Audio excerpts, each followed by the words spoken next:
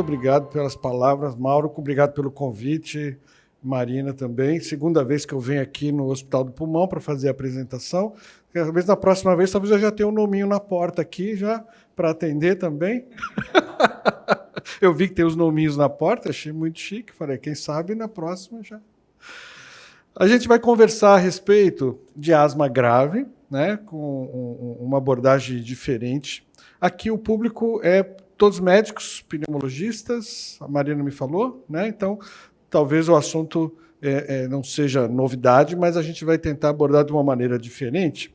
Eu quero apresentar primeiro os conflitos de interesse. Essa é uma apresentação que tem o apoio da Sanofi. Ao longo da apresentação, nós vamos conversar também sobre um produto da Sanofi que envolve o tratamento da asma grave. Muito obrigado pela presença de vocês, por terem vindo aqui. O pessoal que está acompanhando pela internet também, dá o seu joinha aí na internet, dá o clique, né? Manda os comentários para a gente, que acho que o pessoal aqui vai ficar bem feliz em saber como que o pessoal está repercutindo aí na internet.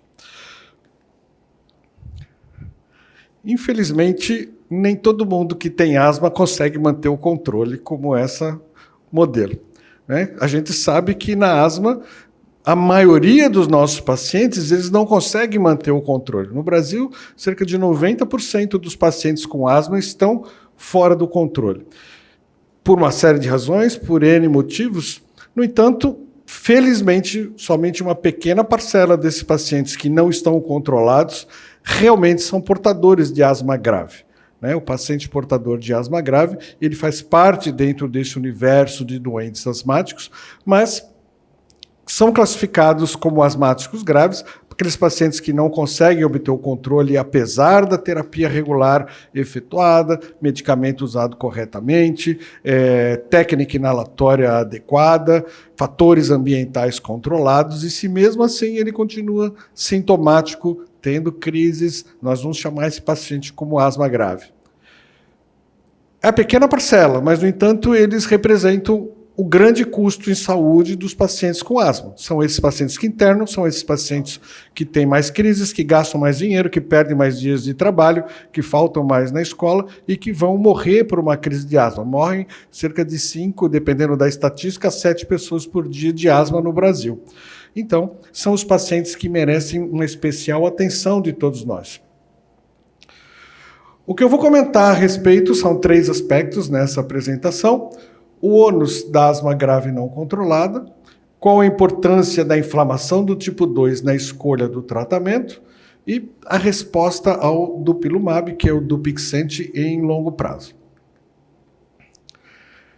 Eu vou começar essa apresentação trazendo uma história de um paciente que eu atendi já há bastante tempo. Essa é a imagem feita por inteligência artificial dele. Vocês veem que é o retrato falado absolutamente igual da fisionomia. É um senhor português.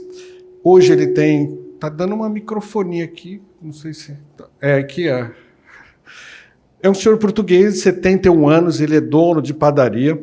Esse paciente... Eu acompanho esse paciente desde 1995. Eu tinha 12 anos de idade quando ele já me procurou no consultório e a gente começou a fazer o tratamento. É um paciente que na época tinha 44 anos, tinha uma asma que começou há pouco tempo, com 30 anos de idade ele começou a ter asma. Tinha sinusite com polipose nasal, história familiar, já tinha um VF1 baixo, e vocês vejam aí o que ele usava de remédio. Sabasama, que popularmente conhecido como Duovent, teofilina, corticoide oral, nasal e corticoide inalatório. O pessoal mais novo que está assistindo a apresentação vai olhar essa prescrição e vai falar, esses caras estão tudo louco, isso é uma prática. Mas era o que a gente tinha de mais moderno, de up-to-date, para tratar o paciente com asma nessa época. Né? Os conceitos que a gente tem de asma são muito diferentes. Eu vou mostrar a evolução desse paciente ao longo do tempo, para vocês verem como é que evoluiu o tratamento da asma nesse período todo. Veja aqui, ó. Por que se dava muita importância aos broncodilatadores? Porque se entendia que a asma era uma doença por broncoconstrição. Por séculos se pensou dessa maneira.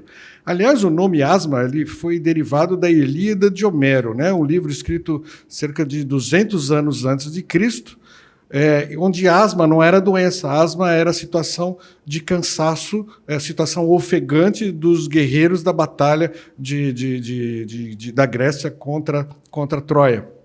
Os soldados que eram ofegantes eram ditos soldados com asma, não era doença. Até a palavra tórax vem desse livro. Tórax, nesse livro, foi onde apareceu pela primeira vez, que era a armadura que os soldados usavam para proteger o seu tronco. Posteriormente, isso daí acabou se incorporando como o nome dessa região que nós atendemos, que é o tórax. Mas não existia, essa região do corpo não era conhecida como tórax nessa época.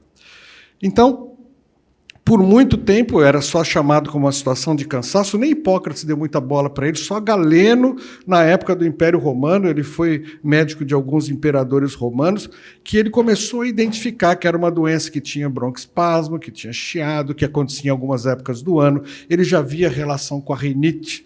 Galeno escreveu entre os seus diversos livros, ele tem 84 livros, Galeno, na biblioteca de Londres. E ele dizia que existiam secreções no cérebro das pessoas que tinham esse quadro de asma, que pingavam diretamente no pulmão, dando broncoespasmo. Já tinha a primeira relação entre a rinocinusite e as crises de asma.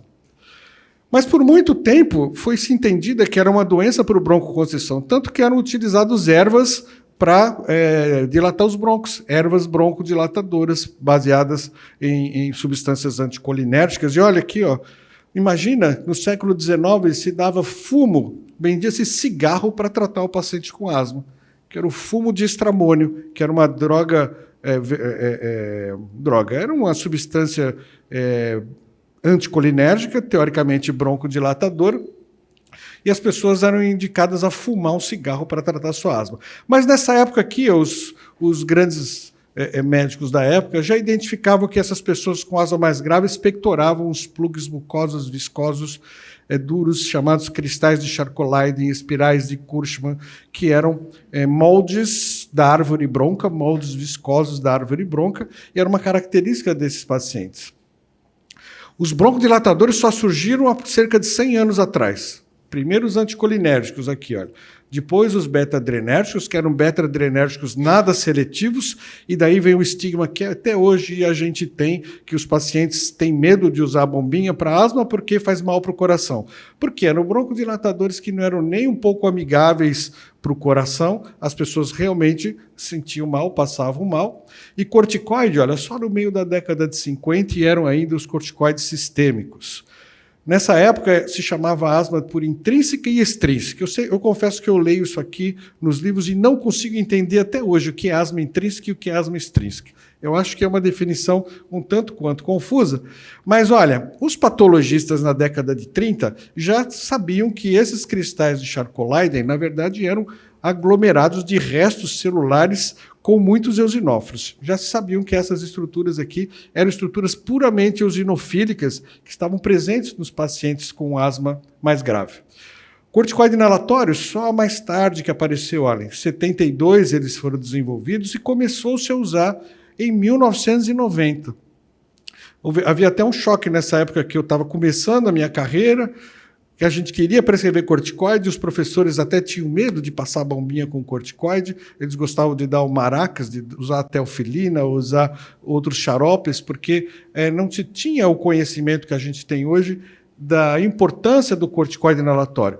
Mas começou-se a usar porque foi nessa época que a asma passou a ser conhecida não como uma doença por broncoconstrição, mas uma doença inflamatória. Se identificou que a broncoconstrição, na verdade, era reflexo de uma grande inflamação da árvore bronca, reflexo das descobertas. Olha, em 79, descobriram pequenas proteínas que faziam a comunicação entre as células brancas, entre os leucócitos. Aí deram o nome de interleucina. Aí se descobriram as diversas interleucinas, interleucina 4, interleucina 5, aqui por volta da década de 80, e o foco do tratamento passou a ser o foco do tratamento anti-inflamatório. Vamos voltar para o nosso paciente aqui. Então, aquele paciente que em 95 está usando uma medicação, na época, baseada em broncodilatação. O que aconteceu a partir daí? Conforme ele foi passando ao longo do tempo, nós fomos mudando o tratamento de acordo com a evolução. Corticoide inalatório, trocamos o corticoide inalatório para os mais modernos, surgiu o labacorticoide, a gente deu a associação de labacorticoide, primeiro Seretide e Symbicort, que eram os primeiros que surgiram. Depois, em 94, parece que a asma ia acabar mudando a história.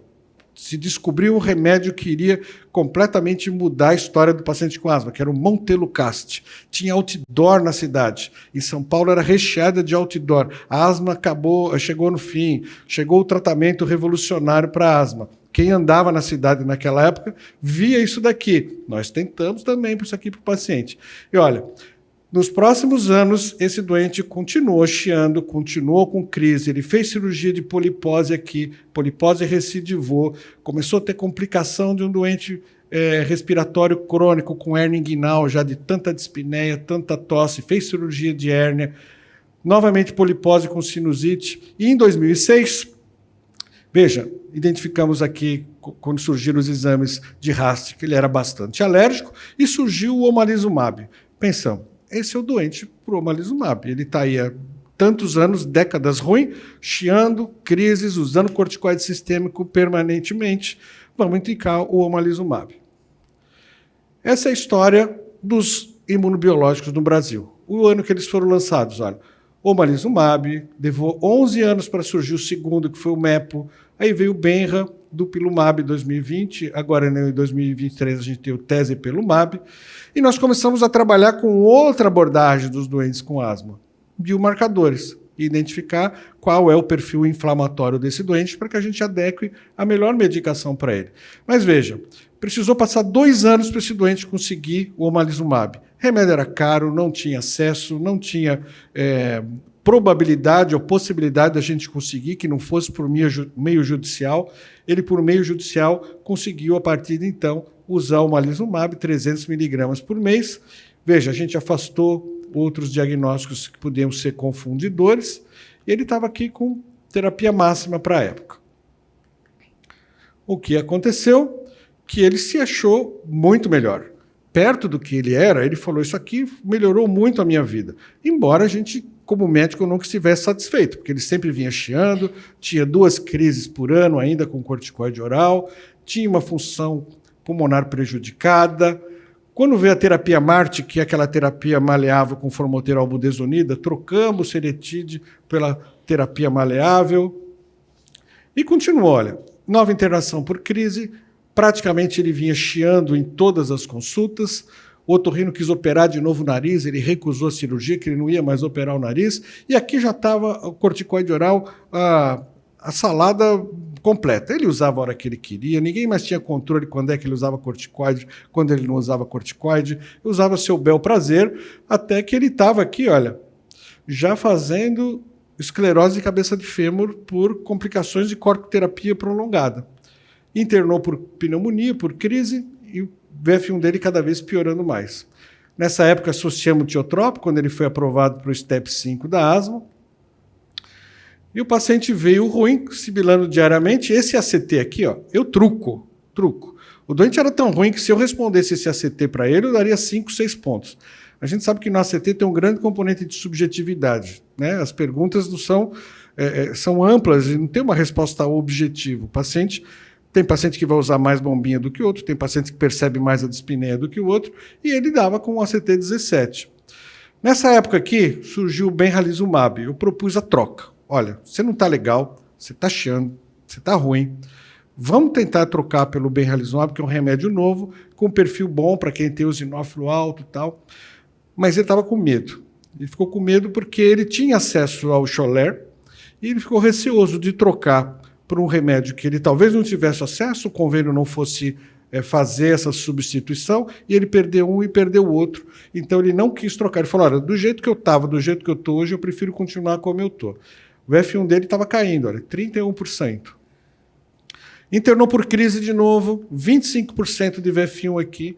Chegamos em 2020, o Dupilumab apareceu com uma proposta de, olha, a gente fornece 3 meses de tratamento e vê a resposta do doente para ver se depois continua. Tinha essa facilidade que o laboratório dava para a gente. Então eu falei para ele, olha, vamos trocar? Você usa 3 meses do Dupilumab. Se funcionar, a gente corre atrás e mantém o duplo. Se não funcionar, você não para o que você tem o processo lá no seu plano de saúde e a gente volta para o seu omalizumab. Ele falou, ok, boa ideia, vamos fazer assim. Só que ele internou por Covid e atrasou alguns meses essa substituição. Aí, finalmente, no final de 2020, a gente começou, olha, Dupixent, 600 miligramas como dose de ataque, 300 cada 14 dias. E aí ele voltou em janeiro. Em novembro, era quase 2 meses, 3 doses do Dupilumab. Ele já comentava um ACT de 25, falou que o nariz estava melhor, suspendemos aqui montelukast, reduzimos o corticoide oral. Em fevereiro ele dizia, nunca respirei assim antes. Ele falou, eu nunca imaginava o que era respirar. Ele não sabia o que era respirar. Tiramos o corticoide oral, o VF1 começou a recuperar. Em junho, mantinha-se totalmente estável também, deixamos com dose mínima de labacorticoide aí no tiotrópio, e ele sumiu do consultório. Não voltou mais. Até que em setembro, já fazia um tempinho, esse paciente eu via ele, se eu não via um mês no consultório, eu via ele internado. Eu estava vendo ele mais do que a minha família, né? Ou ele telefonava. Eu falei, está muito estranho. Pedi para a secretária, liga lá para ele, vê o que está acontecendo, para a gente saber como é que está o seu... Quase falei o nome dele aqui, não pode falar o nome, caso clínico, né? Não pode falar. Olha, setembro de 22, ele já estava 21 meses sem crise nenhuma, sem usar corticoide nenhum oral sistêmico, usando dose mínima aqui de associações, ACT de 25, o VF1 dele ganhou, olha, de 25 foi para 61% de VF1. Eu vi esse paciente agora em março de novo, ele voltou agora em março de novo, 6 meses depois, está absolutamente igual. Ele está praticamente 2 anos e meio sem nenhuma crise, sem nenhum corticoterapia oral, sem mais respiração ruim do nariz, que ele tinha aquela polipose recidivante, está agradecendo, e aí ele conseguiu aprovação pelo plano de saúde e está continuando com o Dupilumab. Então, a primeira mensagem da apresentação, a gente sabe, todos nós somos pneumologistas, a gente sabe que o ônus do paciente com asma grave é muito grande. Ele perde dias de trabalho, perde compromissos familiares, sociais, perde o casamento do filho, o batizado da afilhada, perde formatura, perde dia de trabalho, gasta muito com remédio. Então, o que a gente puder fazer para melhorar a vida do paciente e tirar esse custo social dele é muito importante. Então, a gente tem hoje recursos que a gente consegue fazer isso. Tem uma coisa na definição da asma que eu não consigo entender e que as pessoas agora estão extrapolando para as outras doenças. Doença heterogênea. Eu gostaria que até o final alguém me desse um exemplo de uma doença homogênea. Qual a definição de uma homogênea e uma heterogênea? Claro, todas as doenças têm variantes, né?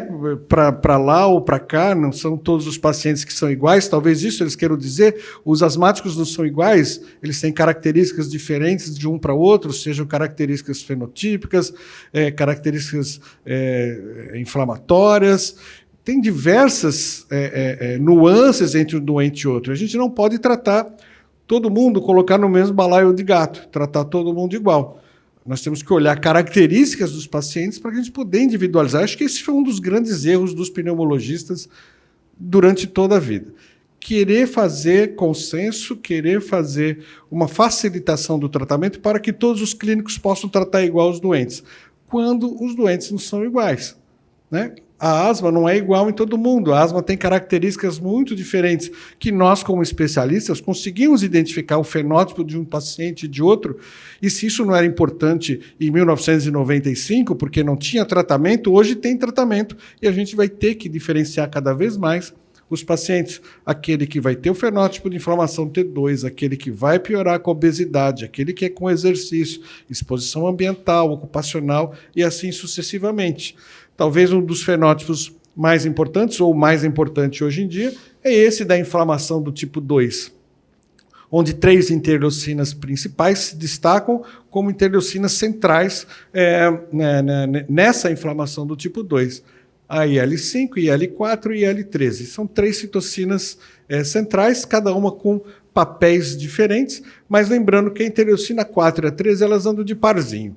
Elas são como que um casal, um não desgruda do outro. Então a ação que uma tem, geralmente a outra tem e competem até pelo mesmo receptor. Então elas atuam na maturação do linfócito B, quer dizer, eles atuam nessa fase em que o linfócito B sinaliza para a produção da IgE, aquela IgE específica que vai se unir ao masófilo, vai se unir ao mastócito, responsável pelaquela fase inicial da asma, aquela primeira fase de broncoconstrição, que é principalmente esse mecanismo alérgico. Então elas agem na inflamação do tipo alérgica. A interleucina 5 age na medula produzindo eosinófilos e juntamente com a 13 e com a 4, a 5 carrega esses eosinófilos da medula até o sítio de inflamação. E a 5, lá no sítio de inflamação, promove a degranulação do eosinófilo, liberando todas aquelas substâncias agressivas que vão perpetuar o processo inflamatório crônico, geralmente mais tardio. Então, age também na inflamação do tipo 2, eosinofílica, as interleucinas 4 e 13. E também elas agem, especialmente aqui, a 4 e a 13, no processo de reestruturação da via aérea, do remodelamento bronco, nas mudanças estruturais da via aérea. Então, eles atuam também na hiperresponsividade, no espessamento de membrana, nesse processo de remodelamento. Então, em várias etapas das consequências inflamatórias do tipo 2, a 4 e a 13 estão presentes. A inflamação do tipo 2 não é só uma característica da asma. Outras doenças também apresentam inflamação do tipo 2 e cada vez mais isso vem sendo reconhecido. Rinocinusite com polipose, esofagite eosinofílica. Hoje a gente sabe que tem DPOC eosinofílica também. Tem a dermatite atópica. Então, essas outras situações muitas vezes estão associadas com o nosso paciente com asma. E quando o paciente com asma tem uma outra manifestação de inflamação do tipo 2, normalmente ele é mais grave. Por exemplo, o asmático que tem rinite alérgica associada, normalmente ele exacerba mais do que o asmático que não tem rinite alérgica. Se o paciente com asma tem rinocinusite com polipose, ele vai exacerbar mais do que aquele paciente que tem só a rinite. Então, a gente precisa identificar essas características porque indicam mais dados para a gente avaliar a gravidade desses pacientes.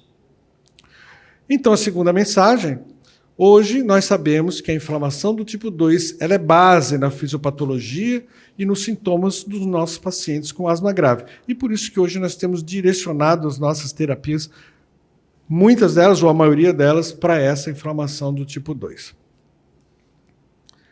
Se os nossos pacientes não são todos iguais, então a gente não pode tratar todos da mesma maneira. Não existe asma, existem asmas. Cada paciente vai ter uma particularidade e que nós vamos ter que identificar para poder individualizar o tratamento. E aqui eu vou falar um pouco agora do produto, do Dupilumab. A gente tem vários imunobiológicos hoje disponíveis. No Brasil são 5 já aprovados para comercialização. Todos são muito bons, todos possui efeitos de controle das exacerbações, de melhora de função pulmonar, cada um com as suas particularidades, com as suas características. Eu vou mostrar aqui as características do Dupixent, que é o Dupilumab, que ele vai se ligar, inibir o receptor da IL-4, então ele vai se unir aqui nos receptores de IL-4, vai impedir a sinalização da IL-4 para desencadear todos aqueles efeitos consequentes da inflamação tipo 2 e também vai impedir a ligação de IL-13, já que elas competem pelo mesmo receptor e ele vai estar bloqueado pelo produto, pelo Dupilumab.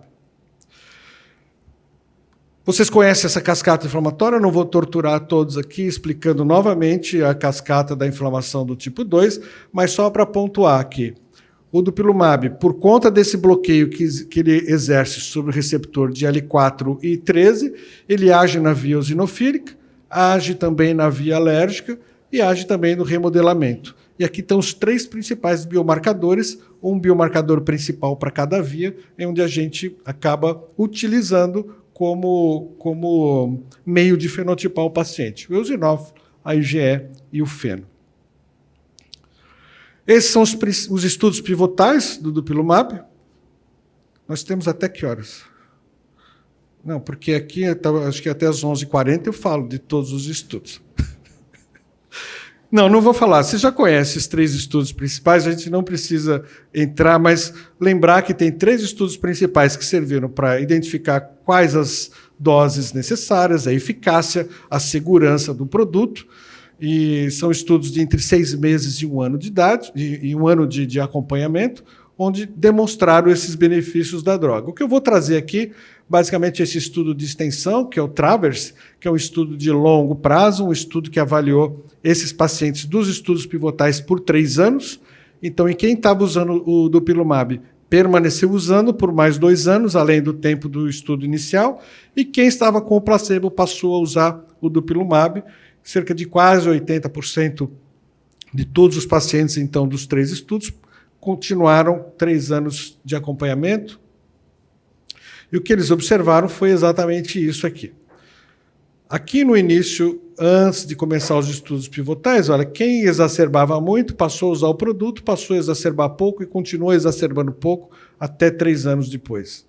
Quem estava com placebo, a partir do momento que passou a usar o produto, passou a se comportar como aquele paciente que usava já o dupilumab, reduzindo as exacerbações. 3/4 dos pacientes praticamente não tiveram nenhuma crise ao final de 3 anos de acompanhamento. Função pulmonar não é geralmente um objetivo primário dos estudos. Geralmente, dos imunobiológicos, é a exacerbação. A função pulmonar acaba sendo um objetivo secundário. E a gente observa melhora de função pulmonar. Os imunobiológicos, de maneira geral, melhoram, mas melhoram um pouco. Uma grande vantagem do dupilumab é uma grande melhora da função pulmonar. Ela, em 3 anos, praticamente uma latinha de Coca-Cola de FEV1 o paciente ganhou. Primeiro, segundo, praticamente 330 ml a mais de VF1, de fluxo, de volume expirado no primeiro e segundo, ele ganhou. Aquele meu paciente fugiu totalmente da curva. Ele foi 990, 980 ml, praticamente uma garrafa litro, né? Aquela do fim de semana. Aqui, a média é uma latinha de refrigerante. A eosinofilia cai ao longo do uso, ela não zera como outros imunobiológicos, porque ele também não age na gênese do eosinófilo, ele age no transporte do eosinófilo. Então não é esperado que zere o eosinófilo, mas ele cai a níveis bastante inferiores ao que era no início. E uma grande vantagem também é redução do uso de corticoide oral. A gente sabe que tem outros imunobiológicos que não reduzem tanto o corticoide oral, e o Dupixent conseguiu reduzir bastante o corticoide oral. Praticamente metade dos pacientes suspenderam completamente. Se a gente considerar uma dose mínima inferior a 5 mg de prednisona como aceitável, 70% acabam reduzindo. A gente vê que não é 100%, e não existe nenhum que reduz 100% corticoterapia oral. O perfil de segurança é muito bom, comparado ao placebo, não há efeitos adversos significativos. Então, como terceira mensagem da apresentação, o dupilumab, conhecido como Dupixent, ele é eficaz, ele é seguro em longo prazo e é uma boa opção que a gente tem junto ao nosso arsenal de terapia para tratar o asmático grave. Hoje nós temos como uma grande vantagem que ele está no rol da ANS. Isso foi uma grande conquista que os pneumologistas tiveram nos últimos 2 anos. A gente tinha muita dificuldade de administrar tratamento para os pacientes graves. Aquele que não judicializava não conseguia. Hoje a gente tem, por exemplo, aqui, aqueles que têm plano de saúde, a possibilidade de usar o Dupixent. Ele precisa ter uma asma não controlada, aquele paciente que está no STEP 5, apesar do corticoide inalatório e beta-2 agonista de longa duração. Tem que ter eosinófilos acima de 300 no hemograma dos últimos 12 meses. E tem que ter 3 ou mais crises com uso de corticoide oral no último ano ou usar corticoide contínuo nos últimos 6 meses. Isso para o paciente que tem uma asma eosinofílica grave. E o que nós temos de grande novidade, que já não é tão grande novidade, mas é uma boa conquista que nós tivemos mais recentemente, é a aprovação também para asma alérgica grave. A gente só tinha um imunobiológico para asma alérgica, agora a gente tem a possibilidade do dupilumab. Mesmos critérios, olha, o paciente tem que ter uma asma não controlada no STEP 5, tem que ter 3 ou mais exacerbações ou o uso contínuo de corticoide oral nos últimos 6 meses, só que em vez do eosinófilo a gente tem que identificar que ele tem um RAST positivo para algum aeroalérgeno ou um teste cutâneo positivo e uma IgE acima de 30, IgE total acima de 30. Com essas características a gente pode pleitear junto ao plano de saúde o uso do dupilumab. Os documentos, acredito que vocês já conheçam, né? Primeiro uma receita com a droga e a posologia. A gente tem que fazer um relatório, isso aqui é onde eu perco mais tempo, é fazendo um relatório. Um relatório bem feito não tem como um auditor questionar e negar a droga. Se você faz um relatório mal feito, não documenta a eosinofilia, não documenta a alergia, aí tem tudo para eles enrolarem e não conseguirem dar o remédio. Então, relatório é a chave. Anexa os documentos que comprovam se ele é eosinofílico, se ele é alérgico. Eu não faço essa guia TIS aqui, nem guia TUS, né? Não sei se vocês preenchem aqui mesmo guia TIS e TUS. Isso aqui a gente coloca, né, como uma exigência, mas a exigência do plano de saúde. Legalmente, quem tem que preencher isso é o médico auditor do plano de saúde. A gente tem que prescrever o remédio e documentar. Mas tem alguns convênios, alguém que trabalha com convênio que queira fazer essa facilidade para o convênio, facilitação, tem esses códigos para serem colocados.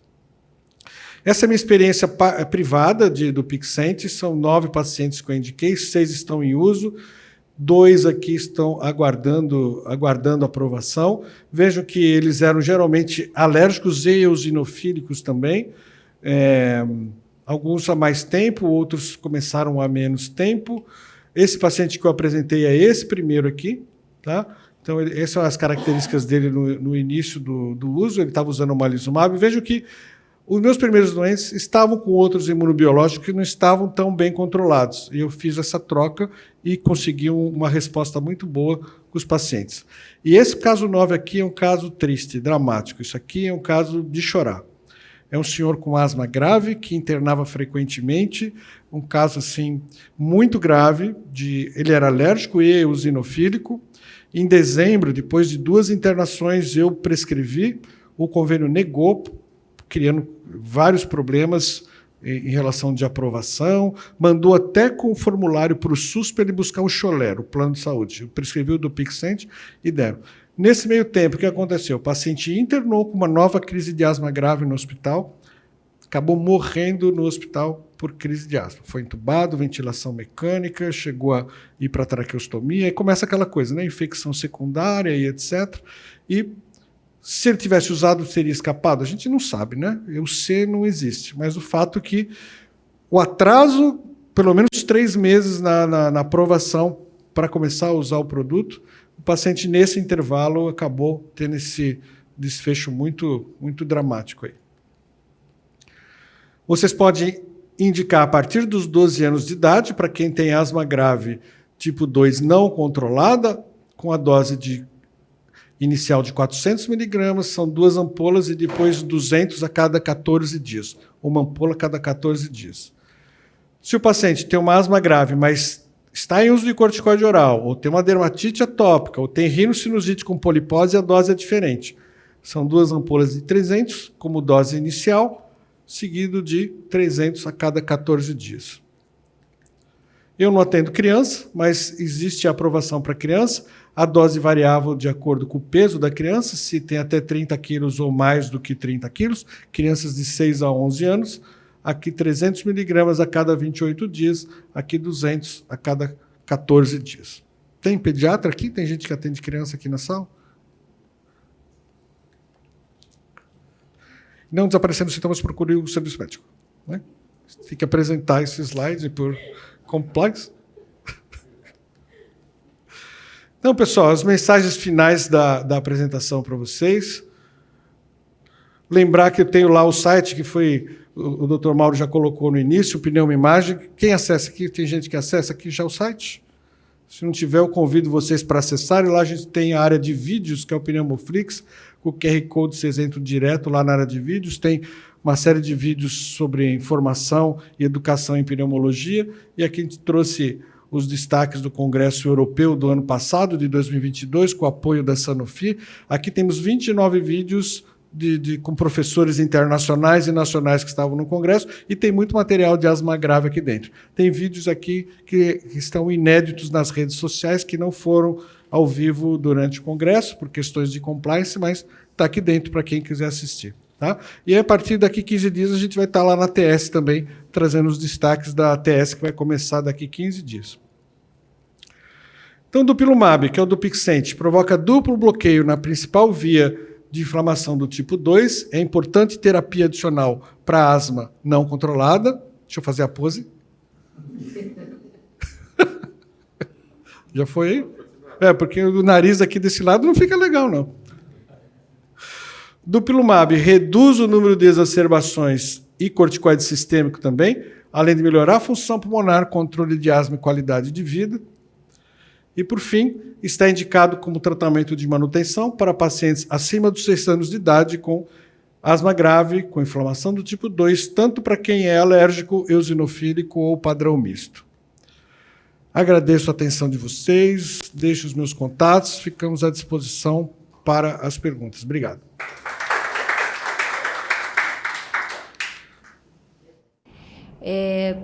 A gente sabe que pode ter um aumento transitório dos eosinófilos e que hoje tem uma contraindicação para a gente fazer acima desse número. Isso, agora que eu entendi ali, que você ainda não começou não nesse começou. paciente. Os que estão em laranjinha é o que eu pedi e não teve aprovação ainda. Em verde são os que estão em uso. Tá. Tem alguma coisa que você possa falar para a gente sobre o que você leu, o que você tem ouvido por aí, sobre pacientes que estão tentando fazer o DUP acima de 1000? Não tenho ainda uma experiência com isso. O que eu estou tentando, e até pedi um material para o pessoal da Sanofi, para BPA. Paciente com ABPA, que eu tenho um paciente com ABPA que tem uma eosinofilia, tem IgE alto, tem aquela asma grave com aqueles outros comemorativos de ABPA, e uma tentativa que eu vou querer fazer para esse paciente seria o DUP, porque a gente já está com azitromicina 3 vezes por semana, está com o itraconazol, está com corticoide sistêmico, labacorticoide, tiotrópico, tudo, e o paciente continua chiando e continua ruim. É a minha expectativa de que ele possa melhorar. O corte do Dupilumab é 1.500, tá? Então, realmente, eu já tenho vários pacientes que estavam 1.300, 1.400, do estudo mesmo do Quest e do Venture, a gente tinha pelo menos 4, 5 pacientes que tinham mais do que 1.300 eosinófilos e a resposta é maior. Então, o corte, teoricamente, para o DUP, o corte é de 1.500, tá? Então, aí entraria o MEPO para essa indicação, quando está mais do que isso, mas realmente são vários pacientes de resposta maravilhosa.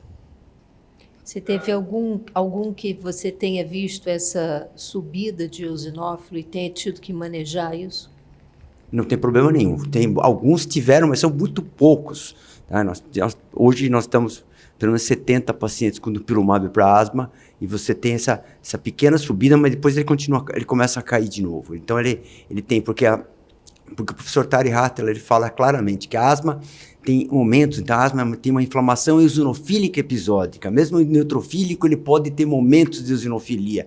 Então mesmo para o nosso paciente que já tem uma eosinofilia, ele pode subir, mas ele não perde a resposta. Isso que é maravilhoso, que ele não perde a resposta. Então ele tem essa subida e descida, mas se você pegar a somatória dos pacientes, como você mostrou tanto no Quest, quanto no Venture, quanto nas continuações no pediátrico, a gente já acaba caindo e é continuamente caindo. Ele tem um platô pequeno, mas ele vai caindo. Ele sobe no começo por contra-regulação, né? Sim.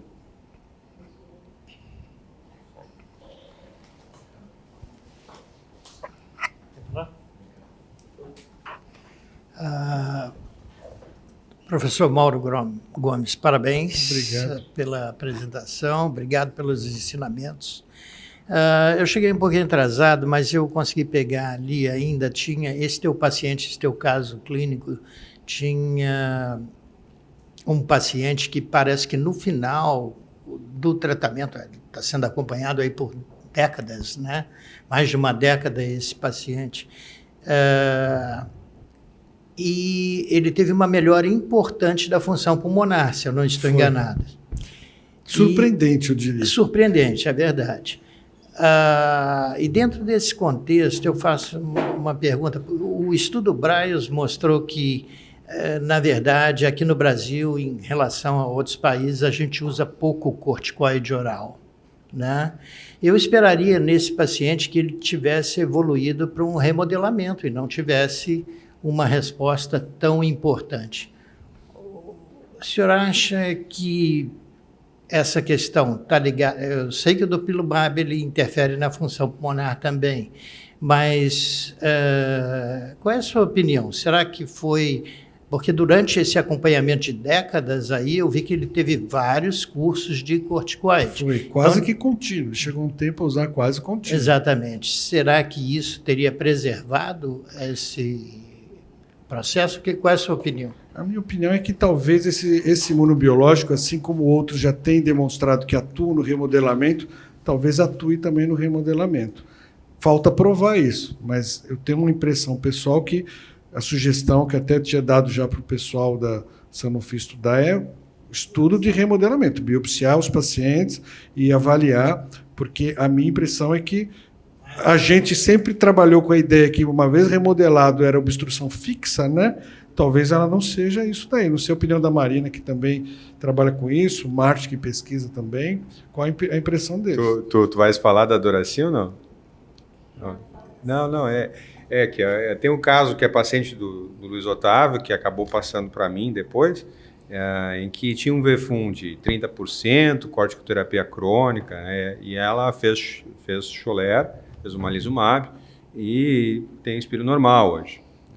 Uma paciente crônica, e na época ainda não tinha, essa paciente é uma paciente antiga nossa, fez Xolair por anos aqui com a gente, agora ela anda desaparecida, mas enfim, né, só para exemplificar, eu acho que realmente tem um papel no remodelamento aí, mas a pergunta que eu queria fazer ao doutor é em relação à questão do paciente que tinha uma eosinofilia ali de 1.000, né, ou por 900 e pouco ali, que fazia uso de benralizumab, se ele chegou a responder o benralizumab e falhou, ou se tu achas que eventualmente simplesmente não respondeu, e quando que tu achas que está perdendo efeito, tu faz algum tipo de avaliação, como é que tu está seguindo esses pacientes em biológico? Olha, com o benralizumab eu tive respostas excelentes. O benralizumab para mim é um excelente imunobiológico. Agora, pontualmente eu tive alguns pacientes que a resposta foi parcial. Ou responde inicialmente, depois deixa de responder tão bem e começam a exacerbar. Então, para 2 em especial, eu estou fazendo a tentativa da troca, porque ele tinha o perfil também alérgico, tinha o quadro da polipose, e a maioria dos imunobiológicos diz que atuam na polipose também. Eu tenho muitos pacientes com polipose e com asma, e a melhor resposta que eu vejo para polipose é o dupilumab. Não sei a experiência de vocês com os outros também, com o MEP, com o Benra. Tem um efeito sobre a rinite, mas assim, de regredir polipose eu ainda não vi como do dupilumab. Então, quando o paciente tem uma resposta que não está completa, ainda tem exacerbação, faz alguns ciclos mesmo que curtos de corticoide, tem esse fenótipo que eu acho que se enquadra melhor com polipose, o quadro de dermatite, aí eu faço switch. Mas foram poucos, você vê que foram 2 ou 3 que estava com o Benra. O Xolair eu mudei acho que 3 ou 4. Mas na suspeita de resistência, tu faz algum exame específico? Não tenho feito exame específico. Não tenho feito. Eu vou falar um pouquinho sobre isso amanhã, mas a experiência do pessoal da Inglaterra com essas trocas de imunobiológico, eles mostram que para o Benra pode ser o surgimento de ADA, que é o anticorpo antidroga, né? E não tem um kit comercial hoje para dosar a ADA, então a gente faz por intuição e com dosagem do eosinófilo. Se o eosinófilo volta a subir, porque com Benra ele tem que zerar. Tem que zerar. Se ele começa a subir, você pode suspeitar que ele está tendo o desenvolvimento de ADA. Uma outra hipótese que eles estão fazendo muito, estão estudando a beça, e você deve estar lendo sobre isso também, são infecções brônquicas crônicas. Então, eles têm feito realmente muita pesquisa em cima disso, como uma possibilidade de não resposta tão boa, não ser tão super respondedor a um imunobiológico. A gente também vê, a minha impressão é que o DUP é o melhor deles para polipose nasal, e o que a gente tem acompanhado é que essa eosinofilia mais elevada vem muito com DA e vem muito com polipose. E esse é um baita remédio para as duas indicações como comorbidade de asma, né? Então, a gente também nunca viu essa elevação a ponto de ter que suspender ou de fazer diagnóstico de GEPO por causa dessa agora tem o primeiro imunobiológico que parece ter mostrado resposta para DPOC também, né? Sim. Redução da exacerbação. Exatamente. A gente tem muito paciente de DPOC eosinofílico e que fica naquela de corticoide, exacerbação. A gente precisa ter essas opções, essas alternativas. E a outra situação que eu ia comentar da questão da biópsia, né, que você mencionou. O TESE fez isso. Sim, então, tem um estudo o TESE do TESE. tem estudo Isso. exatamente É o único de que biópsia, tem estudo com biópsia. mostrando já uma ideia nessa direção, de você conseguir alterar o remodelamento. Reverter o remodelamento. E o último comentário. A gente tem um estudo em andamento, né, que é o estudo Atlas, que a gente já começou a recrutar aqui no hospital, e é com DUP em 3 anos para ver função pulmonar, para ver a melhora da função pulmonar. Porque no final de 52 semanas, os pivotais mostraram, sim, um acréscimo maior do que os outros imunobiológicos. E o que eles querem entender é se isso é uma peculiaridade do dupilumab e se essa melhora é sustentada em longo prazo. Então, essa resposta vai aparecer daqui a algum tempinho. Obrigada, Mauro. Obrigado a vocês. Eu queria fazer uma última pergunta. Opa! Se esse seu paciente, em algum momento, ele poderia reduzir o LABA ou LAMA, se ele continuar bem? Eu entendo que talvez dê para mudar, reduzir pelo menos o LAMA. O corticoide, LABA corticoide, ele está com 2 vezes ao dia. Agora, ele retornou agora em março, ele está igual o que estava em setembro. Quer dizer, aquele ganho de função pulmonar ele teve, mas chegou num platô. Ele estabilizou agora, não foi para frente nem para trás, mas não teve outras exacerbações. Agora, o que eu tenho um paciente com imunobiológico que para de usar qualquer bombinha, talvez vocês tenham aqui de baldes também, né? Eles melhoram a tal ponto que eles não querem usar bombinha e param de usar bombinha. A gente insiste para ficar com uma dose pelo menos baixa de corticoide e eles... Tá bom. Fala o que vai usar para você parar de falar, não tocar no assunto. Mas eles param mesmo. Esse paciente, particularmente, ele não parou, não. Ele é um paciente bem disciplinado. Mas a maioria para. A maioria reduz por conta e para mesmo. A gente tem uma paciente aqui no hospital, que é até do Marcel, e ela parou de usar inalatórios completamente depois de iniciar com berralizumab. Ela é uma super respondedora e ela parou e o Marcel teve que dar um puxão de orelha nela, dizendo, olha, volta para o inalatório porque a gente não tem dados até agora dizendo que a gente vai ter a possibilidade de suspender a medicação inalatória. Mas eles fazem isso com uma sem cerimônia enorme. Está rolando um estudo na Europa chamado Estudo Chamal, exatamente sobre isso. O paciente atinge uma remissão, ele é um super respondedor, é retirada toda a medicação inalatória desse paciente e ele vem sendo acompanhado. Esse estudo está em andamento, a gente não sabe o resultado ainda, mas vamos ter próximas notícias em breve. Bom, vou chamar agora então o Luiz Otávio. Luiz Otávio, ele é professor titular de Medicina da Pneumologia da Fundação da FURB, né? Da Faculdade de Medicina aqui de Blumenau, além de ser pneumologista aqui do hospital e um dos diretores da instituição. E ele vai falar para a gente sobre a diferenciação de asma grave e asma de difícil controle.